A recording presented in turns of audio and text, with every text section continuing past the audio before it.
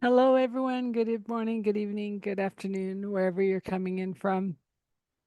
I am Adele Bernard from Transition Clarity, and we're going to have another authentic conversation today. A little bit about Transition Clarity and the work I do. First off, I'm a transition mentor. I help people move through the bigger transitions in life, like career, um, housing, transition of a loved one. But more importantly, it's the transition of self, the transition from the ego mind that has all these conditionings, beliefs, and untruths that we've been told, and dropping into our heart, where the real truth lies and why we're here to serve this greater expanding humanity. And more importantly, is working with the Aquarian aged Renaissance man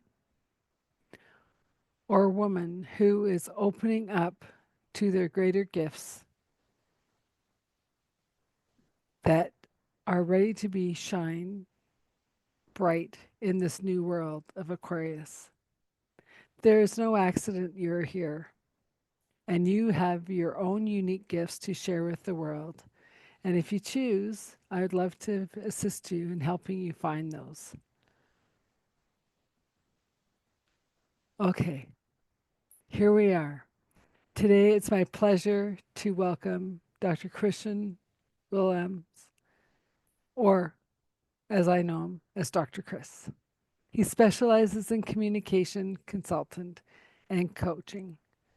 His extensive and unique, diverse career encompasses corporate communication, creative industries, international award winning television, and tyranny education. As a professional meme artist for over 25 years, Dr. Chris has adapted these highly specialized movement skills into coaching in nonverbal communication across the corporate sector. There'll be more in the bio, in the show notes. And with that, I would like to welcome Dr. Chris to the show. Okay, here you are, Dr. Chris. Welcome to Authentic Conversations. Glad you could. Thank you very much, Adele. Thank you. Good to be with you. Yes. So, as I mean, you've been doing this like acting and like as you said, and they know 25 years is a mime. How do Hmm. you bring that into television, now our Zoom, to help people get their point across in the magic squares? It's been an interesting journey. I mean, my professional career started in consulting engineering.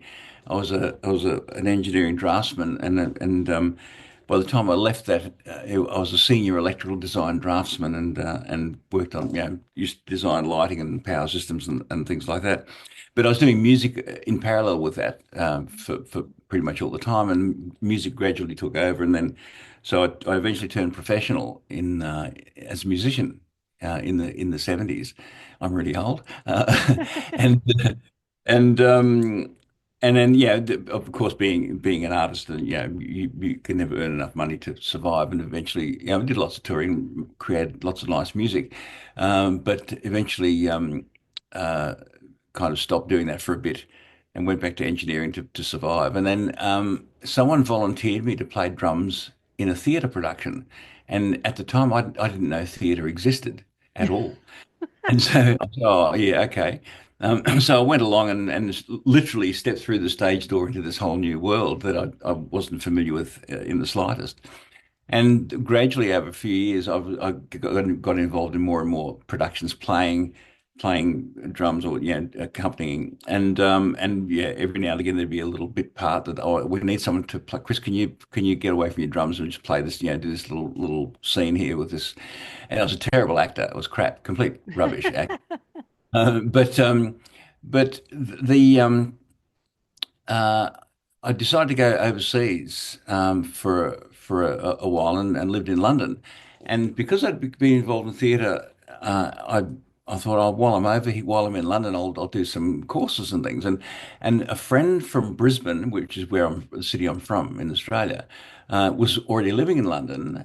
Her name is Peter Lilly, and she said, "Oh, Chris, you should." She was studying mime at the time.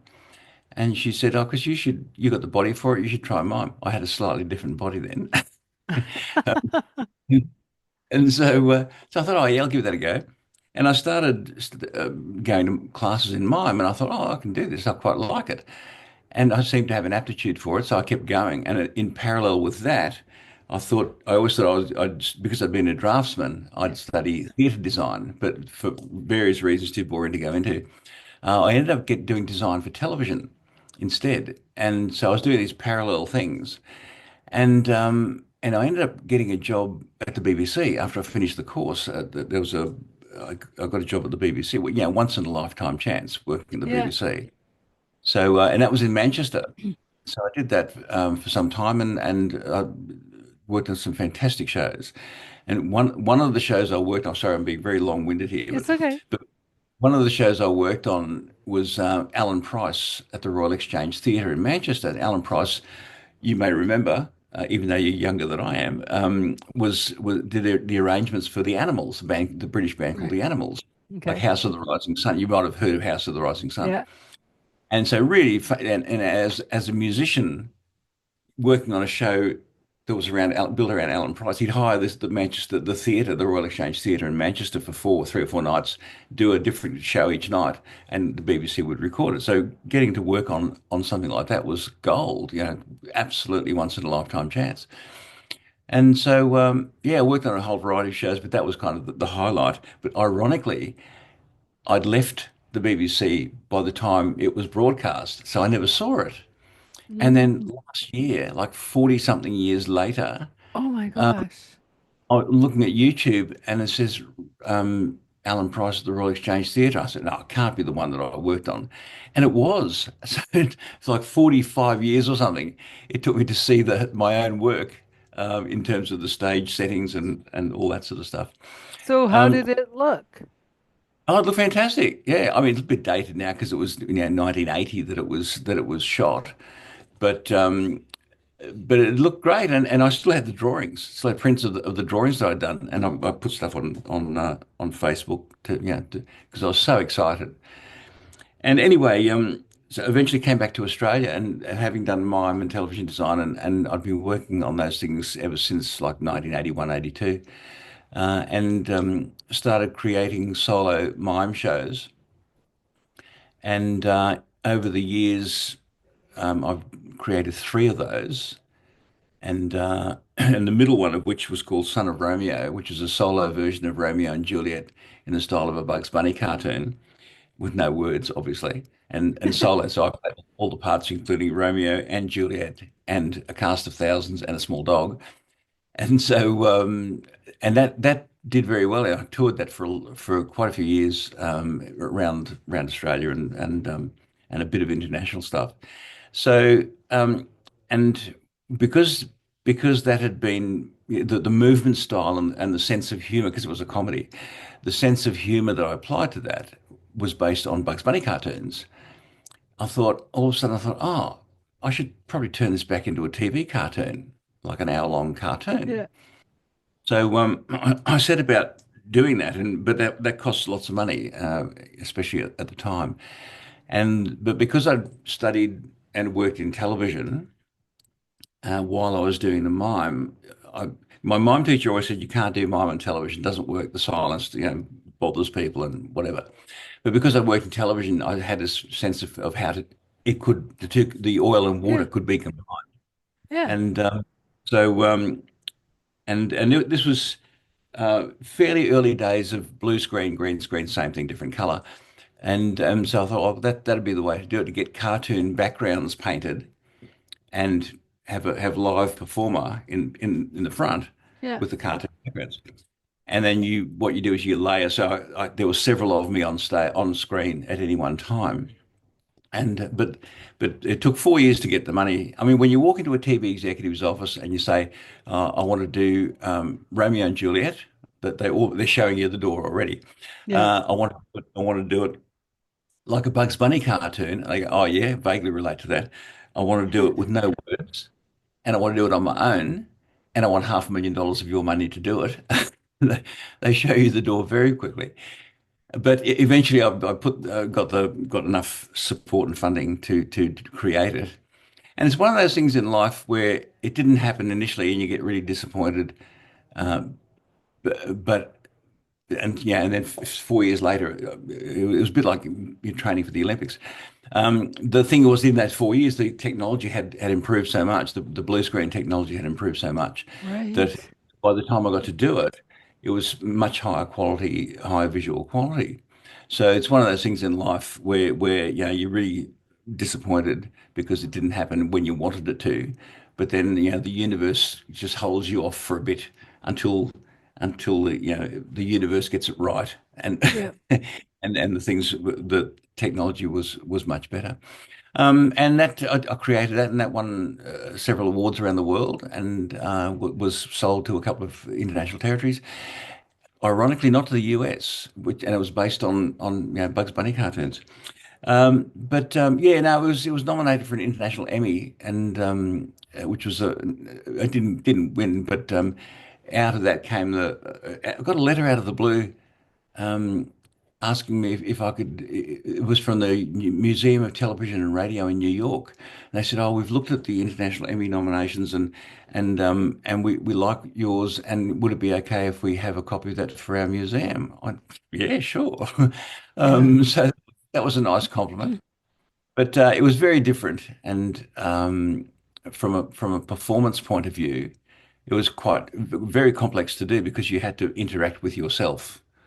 So you do all of Romeo's bits for us in a scene, and then use that as the background, insert that as the Yeah. background to Juliet's bits over the front of it, which sounds really simple, but when you're performing and you've got to interact with characters that you can't see, it's pretty tricky, really. So anyway, so the mime that I'd studied that led to that, and there was another Yeah. third show, but that's the very detailed, very specific, very nuanced movement techniques that were utilized for that, literally down to an eye blink. You can be a mime artist for 25 years, but you can't do it much longer than that because you just get old and people get bored with it. But applying those skills, those movement skills, to the Yeah. corporate sector, and specializing in nonverbal communication, Hmm. that became the metamorphosis of from being a performer to being a coach in that very specific, very specialized area. Well, that and the television, the screen stuff, that became the new goal to make that happen. And I, I've worked in universities and I've coached university academics in presenting to camera, but I've taught in universities sort of in the normal sense of being a lecturer.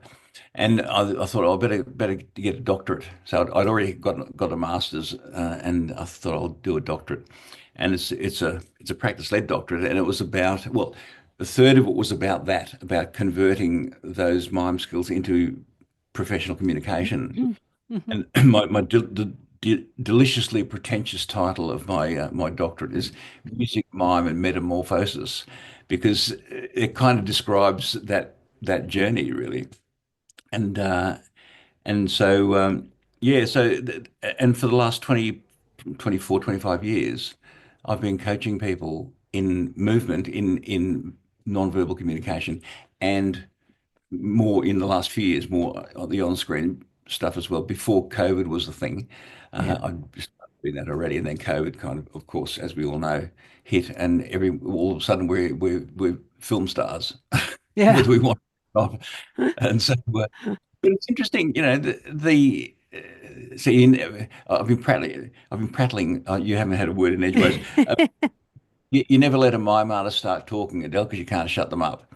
Uh, Well, so but it's interesting. Like I'm just going to reel it back a little bit for the fact of how many transitions you've had to get to where you are today, right? Like, and would you have ever thought when you're coming out of university with engineering and like electrical that you'd be a mime for isn't it fascinating? 25 years Yeah, on TV? Like, right? I mean, it's the whole thing, and that's my biggest thing is that transition transitions are happening whether we're aware of it or not, absolutely. right? Well, it's, I mean, my parents decided I was going to be a draftsman because, quote, draftsmen are never out of work, which, you think, oh, yeah, well, that's fair enough. And so I started studying engineering and became a draftsman. But the first job I had, I lost because there was a downturn. So, ironically, having said draftsmen are never out of work, I found myself absolutely out of work because there was an economic downturn and the building industry stopped. But um, it's at that stage of my life, and I didn't never finish my university course for engineering because I was too busy doing music. But um, it's you're right. We don't know where we're going to go. We have no idea. We think we do, Hmm. but life happens, and you go, "Oh, this looks interesting over here," and off you go. You go and do that for a while, and you go, "Oh, this is good," and that leads you down another path. And and I always say, no experience is ever wasted. As Hmm. a television designer, and one of the reasons I got the job at the BBC was because I'd been a draftsman, so I knew how to do technical drawings and make them look good and quick and accurate and all that sort of stuff. So every experience that we have informs everything else that we do, and it's remarkable how at the time it doesn't seem relevant, but it actually is, whether we're aware of it or not. Yeah. All the things that we do inform everything is ultimately connected, and the thing I've discovered over my long and checkered career is that life is not linear, and either we decide to change direction or the universe Yeah. decides to change for us. And in the 70s, as a musician, as I said before, I didn't know theatre existed. So Yeah. mine was, and but yeah, it's like the chance comment of a friend and colleague saying, "Oh, yeah, you should try. You should, you got the body for it." In fact, Peter Lilly, the woman who suggested I try, she still lives in London and she's very successful as a mime artist. In fact, she was in at the time, she was in a couple of video clips, including Ultravox's Vienna. She's the woman who comes down the stairs in the cold building and also in a Steve Winwood video clip as well, and several others too. And Yeah. and video the radio star, she's in that video clip as well. So that was at the time, round about that time that I was living in London. And she's gone on to do wonderful things on stage and screen as well. Yeah. So a chance comment like that literally can change your life. And something you didn't even know existed, you give it a go. You go, oh wow, this Yeah. this is all right. I can do this. Well, And it and more importantly, like what I like about your career changing is that what I'm finding with working with the men, they're never given that opportunity to take the pause to figure out what the next step is, that's a right? very good And point. so and so what I like about your story is like, well, you followed your parents' advice, ended up without a job, Yeah. and just took that pause and said, well, what else can I do?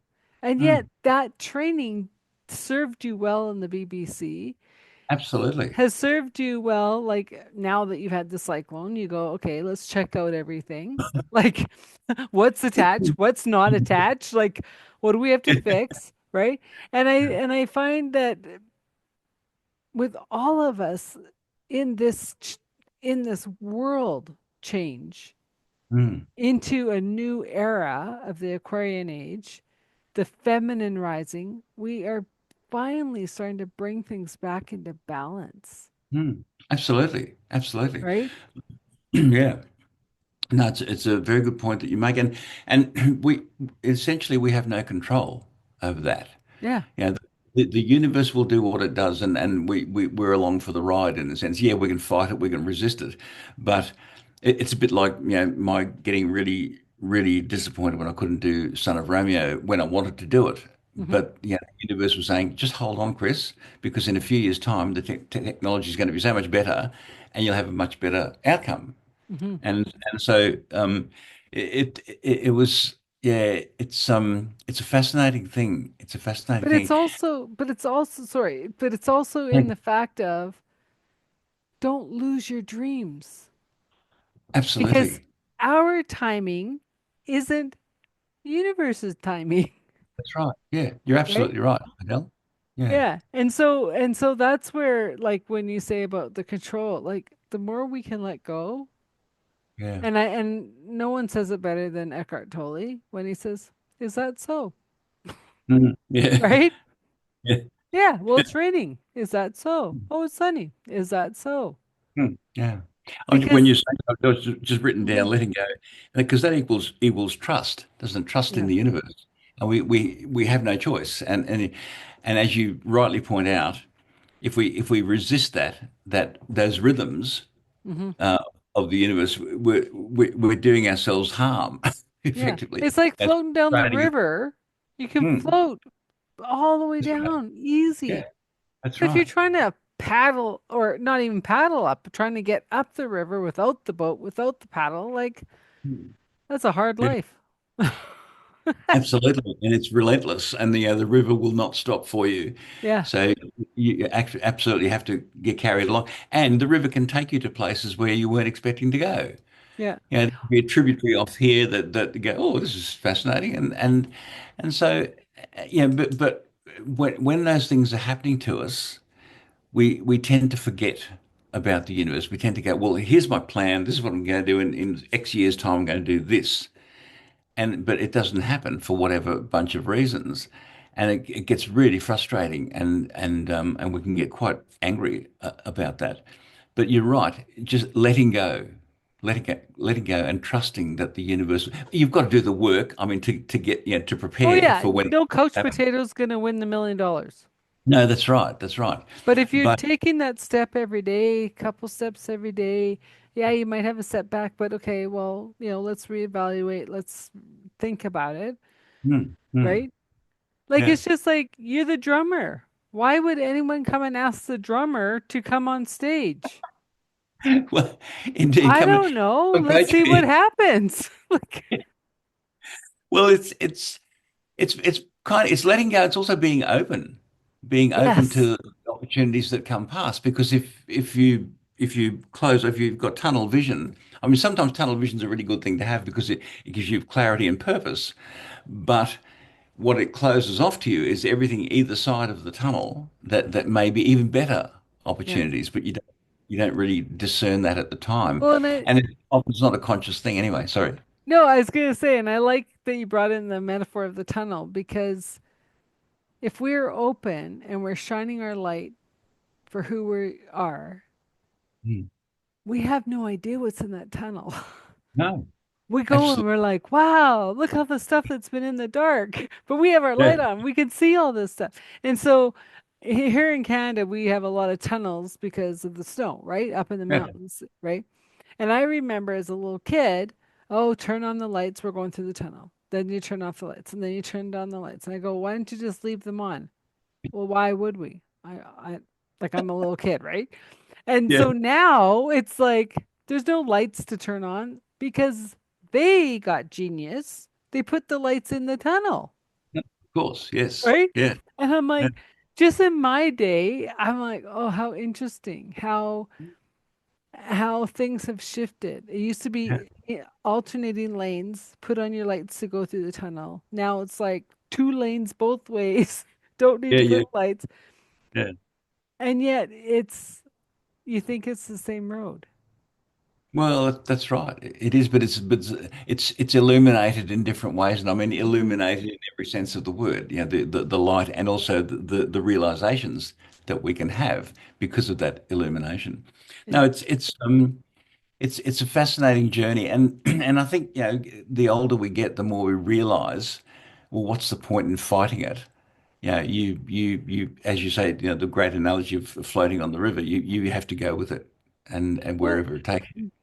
and in my younger, crazier days, you think, oh, well, the river's not flowing that fast.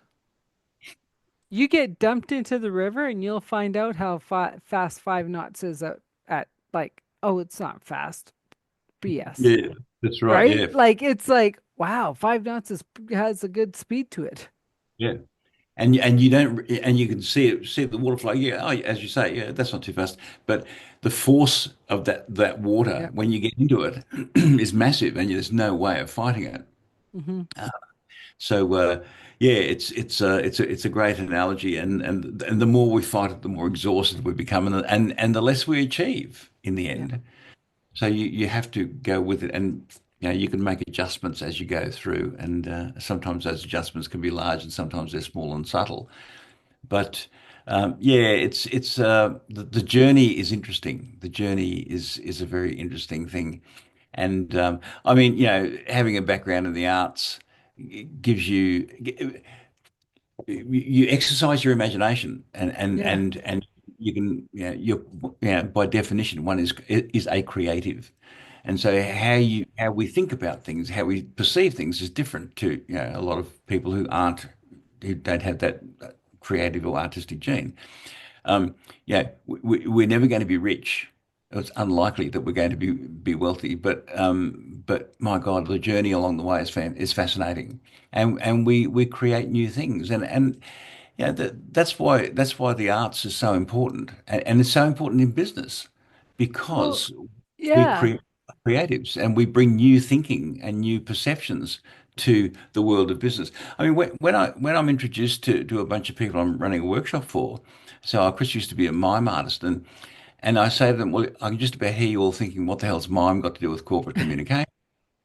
And I do this little exercise with them, the cliche of the wall and stuff, and doing the exercise, that this little activity helps them realize that, well, the thought that you have to put into that, making that illusion convincing Yeah. is exactly the same thought and self-awareness that you need for your whole body when you're doing a presentation, whether that's on stage or on screen. So once you explain that, they go, oh, okay. And all of a sudden it becomes, I don't teach them how to be mime artists by any means, but it's the illustration of the principle behind, Hmm. what I do and why I do it and how I've arrived at this point. And it's because it's, again, it comes down to self-awareness, and physically as well as mentally, for our respective journeys through this bizarre thing that's called life. And any skills that we respectively bring to that journey are useful. They may not appear useful at the time, Hmm. but they are. I mean, I'm complete rubbish at the financial accounting side of the business. It doesn't interest me in the slightest. I mean, yes, I need to earn money, but um, the mechanisms around, what's a P&L and a balance sheet and all that sort of stuff that people get really excited about, and justifiably so, when the books balance, accountants get really excited about that. I don't give a toss, as long as I'm not losing money. But but the what excites one person is not of interest to another, and in the reverse, we, artists do what they do because it's a vocation. We have to do it. If we don't do something creative on a regular basis, it's like oxygen. We lose oxygen and we die, internally. So we have to do it. We have to do something creative. In the last few years, I've kind of come full circle, gone back to music. I've been writing songs and putting out albums and stuff as well, um, because I've been working in the corporate sector for a long time, and I love it. But for It's myself, draining. yeah, it is. It's really exhausting, and I love working with people. I love helping them make that leap, Yeah. from being unconfident as a presenter to, well, as I say, I get you comfortable, confident, and credible on camera and on stage and online, because that's what I do. And the one of the absolute delights about it is that everyone is different. You can have general principles of movement and body language and stuff, but every person carries themselves in a different way because they are unique. As I've Well, said, we each have a unique personality, but we also have a unique physical personality as well, and that's what we absolutely. yeah, Well, and I agree with that because people always say, well, I don't know what to say, I don't know how to do it. And I'm like, words are 7% of our communication, absolutely, right? yeah, That's why the meme is so poignant to people because they're like, but we get what they're saying. They haven't said a word. I go, I know, but you're watching their body language. And that's right. and I've taken a lot of courses on body language and face readings and and it'd be like I'll be, talking with somebody, I'm like, okay, your face just said that didn't land. And they go, pardon? And I'm like, your face went squirrely. Like, okay, do I need to repeat something? And it's just like you're talking about teaching corporate how to make the wall, Mm, right? And I mm. come in on the other side. Do you even realize you've put up a wall? No. Well, it's all energy. If you're sitting in the meeting, right? And when I worked corporate, it got to the point like I didn't let people bring their cell phones in because it's like they weren't paying attention. And then Absolutely. I'm not repeating everything 5 times. No, I just indeed. didn't have the time, right? Yeah, yeah. And so unless you could prove to me that you needed to have like there's an emergency out in the field or whatever, Yeah. phones in the basket. Yeah, really good idea, and technology I often say I refuse to believe that 100 years of technology have nullified 1 million years of evolution. We are an animal species that we read each other's body language and consciously or otherwise, and so things like technology having an impact in, as you say, the example that you brought up, having cell phones in a meeting, but Mhm. but now, a very basic example is if you're doing a presentation in a meeting or whatever, and people look at their watches, you're going, oh, it's boring. They've disengaged. But Mhm. these days, people are getting emails on their watches, and Mhm. so it does that. You go, oh, look down at what's the email, and it's really insulting to the person doing the presentation and to the Mhm. meeting. But it's a natural response to, bzz, oh, okay, better look at my watch. So how we read that small, that tiny detail of someone looking at their watch is now misinterpreted as, oh my God, get me out of here. I'm so bored. No, now it's, oh, I've got an email. What's that about? Yeah. So the same result, it's a distraction and one disengages from the presentation as an audience member. Well, and then the meeting, instead of being a quick half an hour meeting, ends up to be an hour and a half, and you're like, well, if you guys just turned it off for half an hour, Yeah. for one half an hour Monday morning. Hmm. But no, you guys choose to be disengaged. You choose to answer the email on your phone That's right. rather than paying attention. That's right. And it's I mean, to some extent, to be fair, when we get those distractions, we're going to look at them because they're, if, in whatever form they arrive. But I suppose it's a miniature version of having your laptop on the desk and an email comes in during the presentation, so you just start typing away and responding to it. That's a Yeah. very obvious version of that. But it's interesting how technology has, it's helped us in many ways, but it's also had the opposite effect in many ways. And Well, uh, I and think it's made us dumb. it's what, sorry, It's made us dumb. man is Like dumb. like Yes. don't get me wrong. I love my chat GPT. I like it's been a brain saver for me because it's like I'll be out walking and I'll have all these thoughts. I'm like, I can't figure it out. I speak it into chat GPT and it organizes it. So when I get back to my computer, I'm Oh, like, that's what I was trying to say? Cool. Right?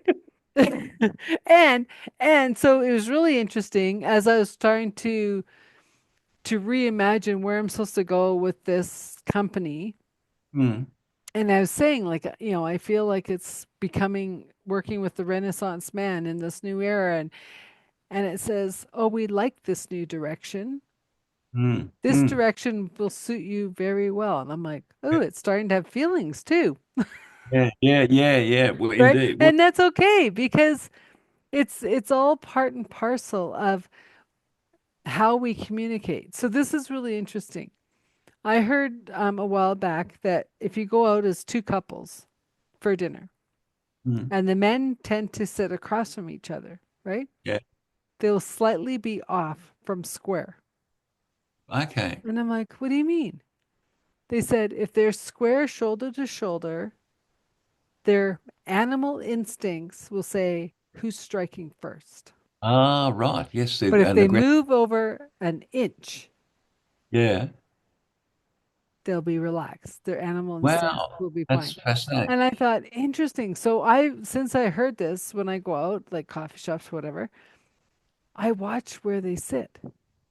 Yeah. They're usually diagonal. Right. Yes, And I yes, was yes. And like, this is powerful stuff, right? Because I'm all about the energy of it, yeah, yeah. right? And Mm. or seeing couples that like you think they're trying to talk to each other, but both of them keep going to their phone.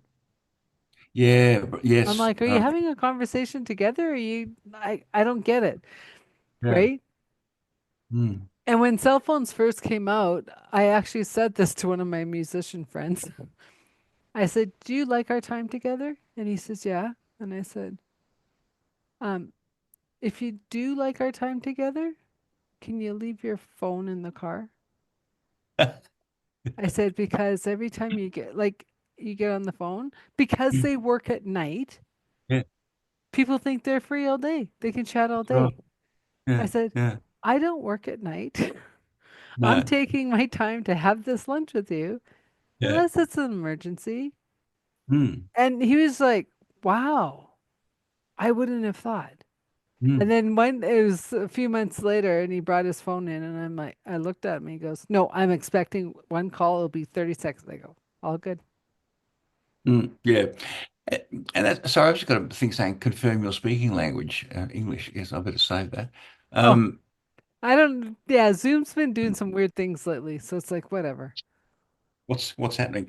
I've been speaking well, it's Australian English, so that maybe Yeah. maybe it discerns that it's a different language. With a Yeah, slur of British English. yeah. Swaziland. All of a sudden, I've Um, but no, it's true, and those kind of subtleties. I mean, it reminded me when you were talking about the two couples going out for a meal. It was my birthday recently, and good friends of ours. We were the four of us went out to lunch, and we were doing what you said. You know, we were sitting. The blokes were sitting opposite each other, women were sitting opposite each other. But I found myself slightly turning my whole body to make sure I didn't exclude Karen, our it's Jonathan and Karen, and my wife's name's Chris as well, so it's easy for us to hard for other people. So I found myself making sure that in any conversation, I turned my body enough to diagonally engage with Karen as well, because it does feel like, and now that you explain that, it makes perfect sense. It does feel like, oh, we're having an exclusive conversation. There's almost an invisible wall between us. But women do that too. Women just seem to be able to. They have a different way of communicating, and Well, they adjust. well, that's true. Yeah, So they'll yeah. move their shoulder, they'll cross the legs, they'll slide like yeah, it's quite interesting. And then just on a funnier note, um, I also heard m- that's why football and soccer and everything's so important for men. I'm like, why? Because they're side to side, right? So if you want to get a man talking, get him driving Oh, okay. Yeah, because yeah, yeah. because their subconscious will come out because they're Mm, concentrating on the road. that's And right. then when I heard that, I said to my mom, I go, except in our case. And she goes, no, he pays attention if I keep feeding him. So, no, yeah, the joke was to go to England. If my dad could have figured out how to drive there, he would have. Oh, okay. Well, see, it's interesting because I have no interest whatsoever in football of any code. I just couldn't be bothered. There's one thing in Australia or in Queensland, which is the state I live in. There's a thing called the state of origin, where Queensland and New South Wales 3 times a year have a called the state of origin match, and it's the only time I watch football or even bits of it because my wife's family is from New South Wales, not Queensland. So there's a familial kind of rivalry there that happens, but. I have no interest whatsoever. My dad used to be a fanatical soccer fan, but I don't.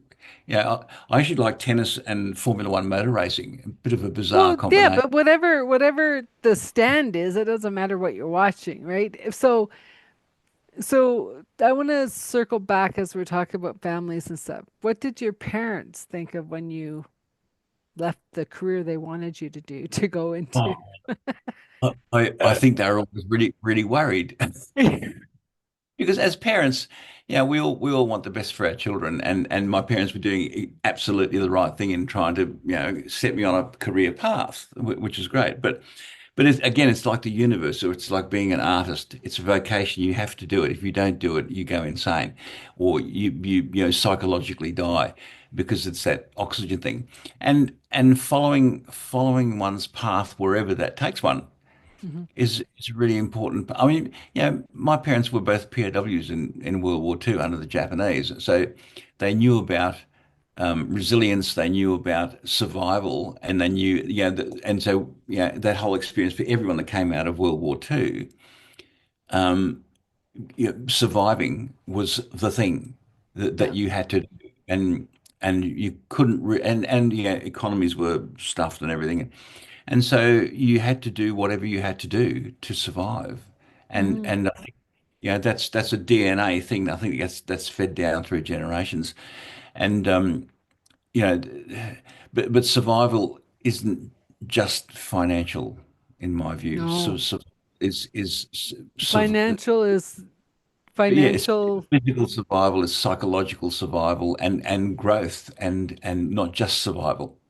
I mean, my parents were the classic immigrant story from the Netherlands to Australia, and it's another whole story. But and how they got there, but many that's a story common to many families that came out of the survived World War II and ended up in the Canadas. There's lots of Dutch people in Canada as well as Hmm. Australia, and so, they're all looking for new opportunities or survival opportunities, really. And Europe at the time didn't or couldn't really support them enough of them Yeah. to be viable. And it must have been such a horrible time But it's going. also about opening up to like um Aristotle Onassis was saying like after the war, he was saying buy up the ships and people are like, why do you want the ships? Hmm, They never hmm. understood it. He became Yeah, like the richest man in the world because he's like, we have just proven we can take ships anywhere in the world. yeah, Why not yeah, buy up the ships? Well, we're not yeah. using the ships, but they're still steel, Well, that's right. right? And it's, they're the sorts of people, the Richard Bransons of the world who are different and Hmm. have a different perspective on the world and can make it work. And along the way do things that don't necessarily trample people to death or whatever. But just thinking, they have a creative, innovative approach to Hmm. everything. And so, I mean, to be fair to my parents, they were trying to do the right thing, and they did, in terms of my career and my sister and brother as well. Um, but but they never really understood what I did or why I did it and why I had to do it. I was compelled to do it. But they're always supportive. And I remember I was living in Adelaide at the time, and I rang them and said, "Oh, look, this was in about 1990 for my third solo show." And I said, "Look, I'm very likely going to give away the mime thing in its performance sense. And do you want to come down to Adelaide and see the show?" And they did, which I they had no interest in theatre whatsoever, but I was really chuffed that they flew several thousand kilometres Oh, to see wow. my last performances as a solo mime artist in that uh, capital P performance context. Um, so I was, because they never went to the theatre. They didn't, Dad was into soccer, Mum was into music, whatever. But I was really chuffed that they took the time to do that. Hmm. And yeah, it was an interesting thing for them to do, and it gave me a whole new, because I thought they'd say no, don't worry about it. But it gave me a whole new appreciation of them as parents because they supported me, even though they didn't understand what I did or why. They supported me in that journey, and yeah, by then I'd become quite successful in that different context, and yeah, and I remember when SBS showed Son of Romeo on television, the television adaptation of my stage show. My dad couldn't understand why I wasn't all of a sudden a really famous TV star. But I said, well, it doesn't kind of work like that, Dad. But yeah, I was very appreciative of the comment because he Mhm. was just blown away by the production and um, so yeah, but he couldn't understand because we're surrounded by this celebrity stuff all the time, and even more these days, and he couldn't understand why I wasn't sort of walking red carpets and things. But it's interesting to achieve that. Yeah, and as I say, it won some awards and all that. And in fact, in Montreux in Switzerland, there's a television festival and market called the Golden Rose of Montreux. And when I did Son of Remy, it was in that market, and I was up against in the competition. I was up against the first episodes of Red Dwarf, The Simpsons, and Mr. Bean, and Son of Romeo was in there, and it didn't win the Golden Rose. Mr. Bean won it, but I was voted in the top 10 programs. That's Yeah, amazing. against that kind of competition, you go, that's not too bad. I'll take that one. Didn't win the Yeah. Golden Rose, but no, that's not too bad. I was immensely proud of that. And so, yeah, Dad couldn't really understand why I wasn't really, really famous. But I did it But to prove. in the mime world, you were famous. Well, But that indeed, just that world is just so small. Like, absolutely. And in fact, had a long conversation with Marcel Marceau after I'd made the program, and for various reasons, he was touring Australia, and I tried to get together with him, but there was a pilot strike at the time. This was in 1990. Pilot strike, and so everything was disrupted. He didn't get a chance to have a look at the program, but we met in Paris that later that year, and I wrote this article afterwards, and I called it "A Chin Wag with a Legend." And we sat down for an hour and talking about. And I showed him the brochure with different photos of me playing different characters, I remember him saying, "Mime and television must join hands, each making aesthetic compromises to the other," and that's what I'd done effectively. yeah, And I was immensely proud of that. And he was such a gracious man. So he was such an absolute delight to have a chinwag with. He was very generous, very charming. Could have been an arrogant. I won't say the word, but could have yeah. been very arrogant. But he wasn't at all. And it was raining in Paris as I left the hotel where we were staying next to his school, and but there was a warm glow around me and that conversation that was. And yeah, in these days of selfies, I so regret I never even took a photo of the event of sitting down with Marcel Marceau for an hour, having a chat about the program that I just made and about his work and my work and all that sort of stuff. And I didn't even take a photo, but I do have a 9-page letter, handwritten letter from him when Wow.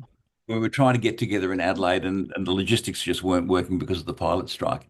And he wrote me this 9-page letter saying, "Look, I'm really sorry I haven't been able to see the program, blah, blah, blah.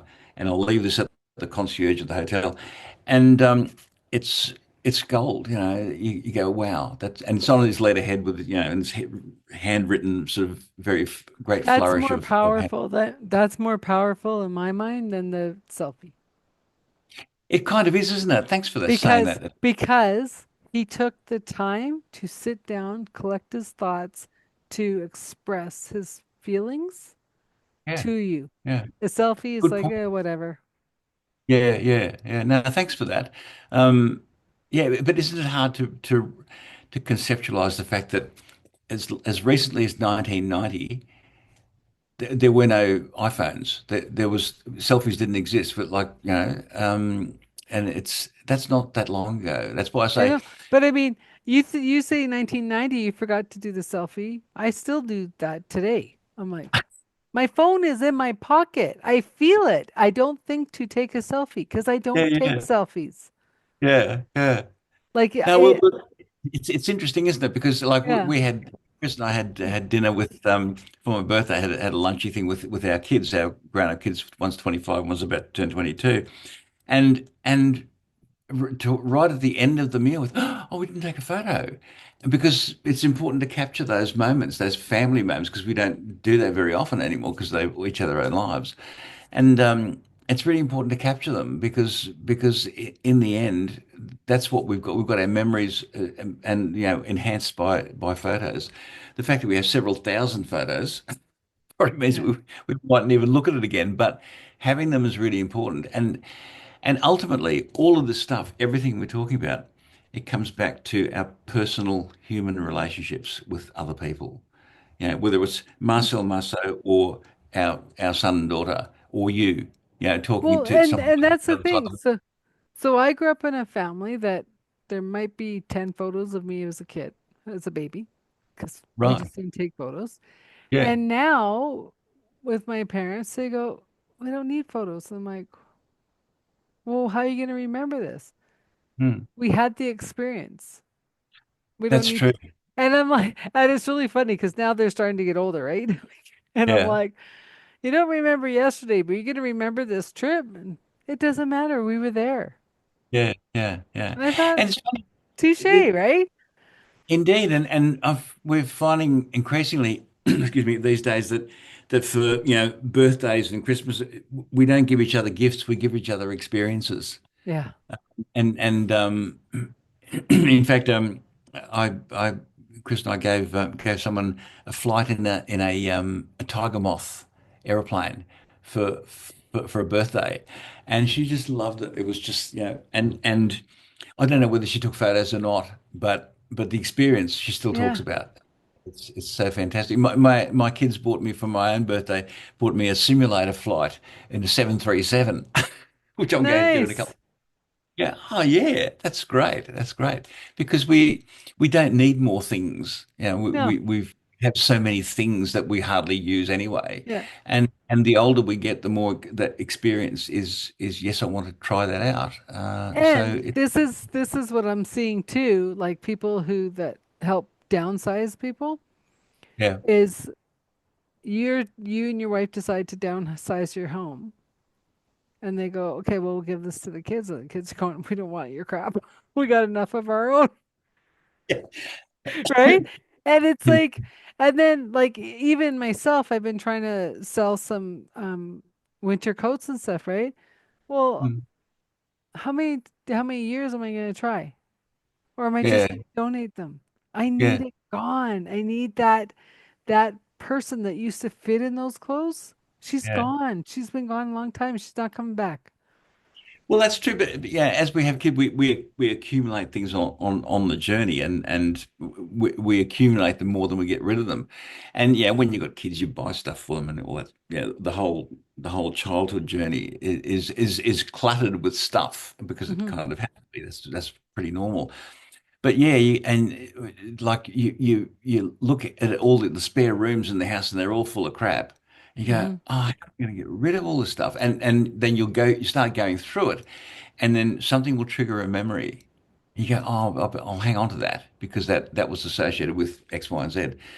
Um, and then yeah, a day has gone past and you haven't thrown anything out because it means something, or it did mean Oh, something at the time in one's life and those things are fairly precious, really. But yeah, sometimes it's just crap that you need to throw away, I'm a or good or chucker. It that's it good. takes it takes me a while to get into the mood, but once I'm in the mood, it's gone, Mm. gone, gone. Well, isn't that great? Yeah. Because yeah, it's so easy to accumulate Hmm. stuff Well, that we and don't it's funny use. because my family came from the tropics, right? So from the Guyana and Trinidad, and you just didn't keep stuff because it rotted. Yes, that's right. Of course. So Yeah, if it wasn't great wood furniture like teak, like and it rotted. yeah. Indeed, And indeed. Yeah, so it's quite funny because when I'm at that age where everyone's starting to lose their parents, right? yeah, yeah. And And I was saying to my girlfriend, I'm like, oh, I feel sorry for you. And she goes, why? And I said, you got the barn, the Quonset, the house, the like, right? And then her mom heard my comment and said, well, we heard about you guys. And I go, that we're minimalists and that we don't keep crap forever. I prefer it. Right. So when I go to like when my parents decide to downsize or move on or whatever, so some most of the stuff that they have, I kind of want to keep Mm. Yeah. because it's artwork that I can't get anymore from a family friend who's a beautiful artist. That I'm like, I already claim that, whatever, Yeah. Yeah. and everything else. See Mm. ya.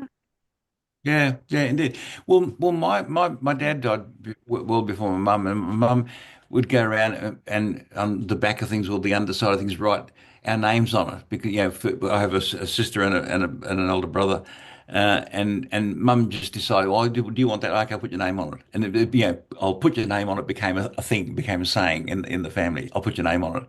Uh, It's that was very that sad. generation. Yeah, well, that's right. Yeah. Yeah. And again, that generation who survived World War II, it, it's partly that's partly the reason why you want to hang on to the cane furniture from Indonesia because that's mum and dad had that or mum had that, um, and it's but you think, well, are my kids, as you say, are my kids going to bother? They won't understand. You can explain it, why it's significant to you, but it may Yeah. not be significant to them or as significant to them because there's yet another generation in between. So it's a fascinating thing to kind of observe and be part of as well. That interaction between the generations, and I mean, in my work, I was a director of higher education at the Australian Performing Arts Conservatory for like 10 years. It was I think I had to get a degree happening, a degree course accredited, and and by the time that I left, I had to leave because I was burnt out. Hmm. Um, by the time I left, I found it was increasingly difficult to relate to younger people, Yeah. partly because in my head, the generation before me was really tough and resilient, and they would survive anything. The generation after me, maybe the generation and a half after me, Yeah. seems far less resilient and far less able to cope with adversity. I mean, I remember Because thinking to they've myself, never had hard times. no, they've never had The hard times. wars are too far away. Absolutely, yeah, And the yeah, war that they like, even in my like Vietnam would probably be the most closest to war that my generation would relate yeah. to. But we can relate to it because it was over there. It was over there, yeah, of course, of course, I, and I wasn't it, watching news about it. Like I was out well, playing. yeah. Well, the thing is that these students, would be actors or dancers or whatever, and you think the arts is the hardest business to survive in. It's just Hmm. relentlessly difficult and hard and challenging, and you think you're not going to last 5 minutes once you get out there. If this is the way you expect everything done for you, etc. You're Hmm. not going to last 5 minutes. You'll learn very, very quickly that you have to be resilient. The irony of the arts is you have to be super sensitive to do the work, but you have to be as hard as nails to survive doing the work at the same time. And I call it case hardening, which is it's kind of brings back the engineering. Case hardening is a process where they use it for metal, Hmm. where they heat metal up red hot and they plunge it into a cold or a cool liquid. So it hardens the case, the outside Hmm. shell but the inside's still soft and pliable. And I remember writing about it in my doctoral thesis, and I call it the case for case hardening, because when you get out there, you get out there and do a performance or do a presentation, you become case hardened, Hmm. because you have to get it out there. And that's why when I'm coaching people, the course that I've created, the most recent course I've created, there are three outcomes which are implementable. It's mandatory to implement them. One's a 20-minute live presentation, one's a series of 20 to 30-second videos, and the other is hosting a webinar. And I make my clients do that because you don't realize until you're out there in front of an audience what works, what doesn't, what you have to tweak, whatever. So, and that's case hardening. So the those three outcomes are absolutely crucial to the learning, to the getting comfortable, confident, and credible. Hmm. So yeah, again, there's an engineering aspect to that description, and there's an artistic aspect to it as well, being i.e. as a performer. So as a presenter, Yeah. there's an element of performance in that. There has to be. Uh, and and so, coming back full circle, what I said before about no experience is ever wasted. Hmm. Yeah, the engineering knowledge is something that still informs Hmm. some of my thinking, and I delight in that because, I mean, if I have clients who are engineers, I can relate to them. Yeah. And people make jokes about engineers, but I can relate to engineers because I've been in that world and been sort of achieved things in that world. And the other nice thing, both my children were born in a hospital that I helped design decades Oh, before. wow. Yeah, it's fascinating just to see those circles come back around, and it just gives you a warm feeling Well, that and it's interesting because like I know you as like making comfortable and confident and credible on Zoom or TV or whatever. Had no idea you were this educated. Had no idea that you were a professor too. I'm not really a professor, but with a different terminology, I'm a doctor. No, And but you know what I mean? Like it's yeah, yeah, yeah, yeah, like you yeah. think you meet somebody and you've been in different networkings and you're like, yeah, I know who Dr. Chris is. No, I Hmm. did not. Like, I take that as a great compliment, Adele. well, yeah, because it's like, I mean, and even you even said like, I didn't know you had a podcast. Well, I was so far behind for last season with Yeah, so much in the can, I just stopped talking about it because I couldn't accept anyone on. And so yeah. when It's I like, finally got to, like caught up and I go, okay, what season two, what does that look like? yeah, yeah. Well, it's really interesting because all you guys are men coming on. But And I'm like, what's the universe trying to tell me? I'm working with men. Oh, thank you. but Message everyone. received. Message received and understood. Thank you very much. Yes, Roger, over and out. But it's, I mean, everyone's story is interesting, I find. Everyone is unique. Yeah. So how and why and when we arrive at where we arrive at is a fascinating story. Hmm. And and that's manifested in how we look and move and carry ourselves. Yeah. I would say that, have you experienced successes and perceived failures? Because, when I'm talking to clients, because that affects how we look and move and carry ourselves. Our body language reflects how we feel. Hmm. And always say perceived failures because often, and we've kind of touched on this, what seems like a failure at the time either turns out to be a success or at the very least a catalyst for success further down the track. I So, call those growth points. Nothing's well, a in failure. It's a great growth point. growth point, yeah, it's because it makes you do something different. It makes Yeah. you cope with that, work around it, work with it, work through it, and then you arrive at a different point, and you've grown. So it is absolutely a growth point. You've grown as a human being, and it's life is a complex beast, Yeah. and we can celebrate it or we can resist it or whatever, but it's going to bloody well happen whatever we do. Yeah. And sometimes we succeed, sometimes we don't succeed yet at the Yes. time. Well, And and I'm just going to put this out there. Think about writing your story. mm, Whether it gets into a book, it doesn't matter because you're going to have grandchildren and great grandchildren that aren't going to know who your parents were mm, or who you were. indeed, Truly. absolutely.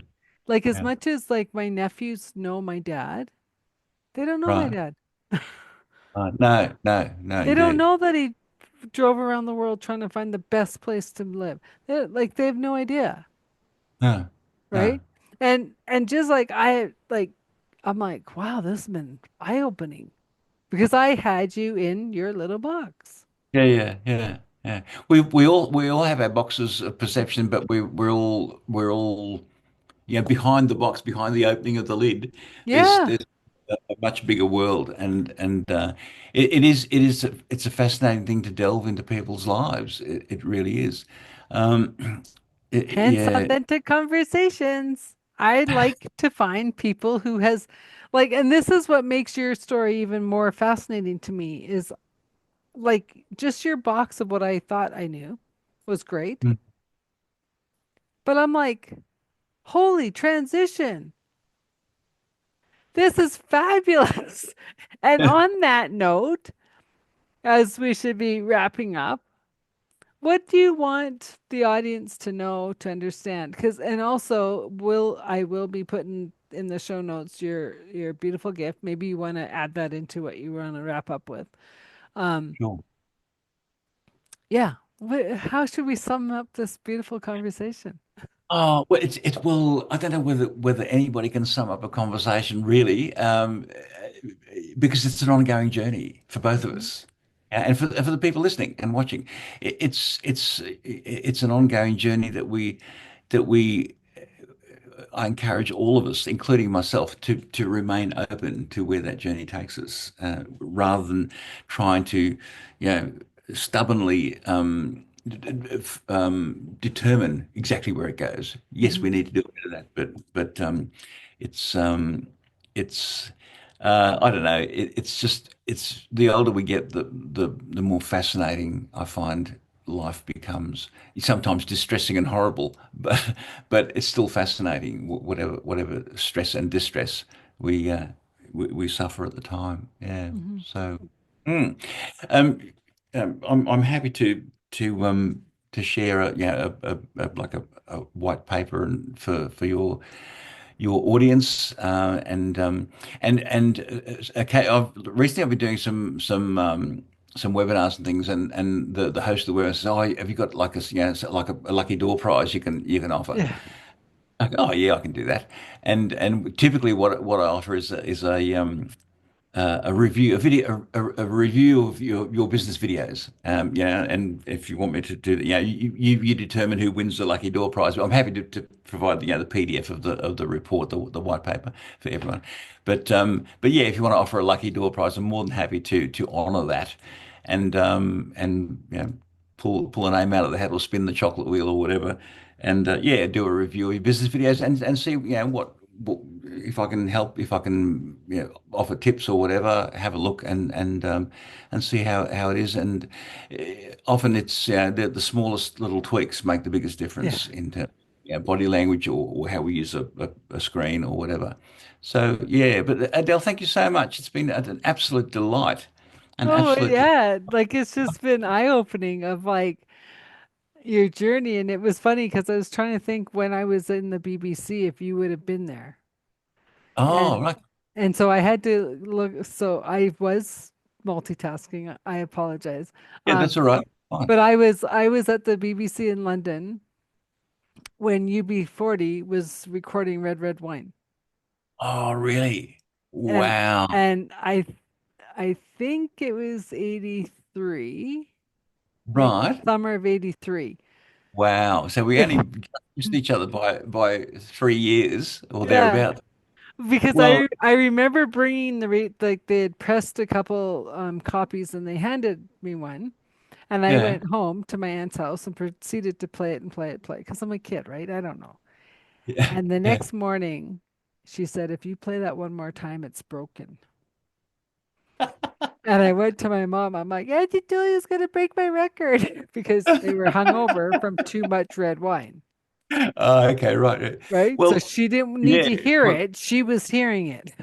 yeah, yeah, indeed. But isn't it, it's fascinating working with places like the BBC. You literally bump into people who are really really famous. Like I met Sting, and I didn't realise it was Sting until after I left the room. Peter Gabriel and people like that, and Harold Pinter directing his first television drama at the BBC. Yeah, oh my God, is this real? It's just amazing. The people that. that we encounter Yeah. on our respective journeys, and that's what a great story. Red Wine, UB40. Wow, great stuff. Yeah. Yeah. But what a delightful conversation, Adele, and even more delightful is the fact that we're on opposite sides of the world, Yes. and it's a and with totally different climates and everything. So it's just a delight to hear each other's stories. And I didn't hear much of yours because I was prattling. As I said, never let a mind start talking, you can't shut them up. And but no, it's been a fascinating conversation. Thank you so much for the opportunity. Much Thank appreciated. you. Thank you for being on the show. So once again, this is a authentic conversation, and we'll look forward to seeing you next time. Wow, what a journey we went on with Dr. Chris through engineering, through years in BBC and being a mime and taking a show all over the place and getting into the history museum. Like, we're all here for a reason. We have our transitions throughout our life, through the ups and the downs, the good and the bad. And um, who knew that I would learn so much, that he has so much education behind? Because I've only known Dr. Chris as the person who helps you with confidence online and how he can help you. So I hope you enjoy this conversation, another authentic conversation. This is Adele Bernard, your host from Transition Clarity. And if you're looking for help through the transitions of this ever changing world, through the emotions, the turmoils, the untruths that are showing up in your life, I am here to assist you through them. We never do this journey alone. And if this podcast is helping, or if I can help in any way, I hope you'll call, book a time to chat 101, follow me on LinkedIn, follow the podcast, like and share the podcast. Totally appreciate it. And until next time, Adele Bernard, Transition Clarity, your host of Authentic Conversations.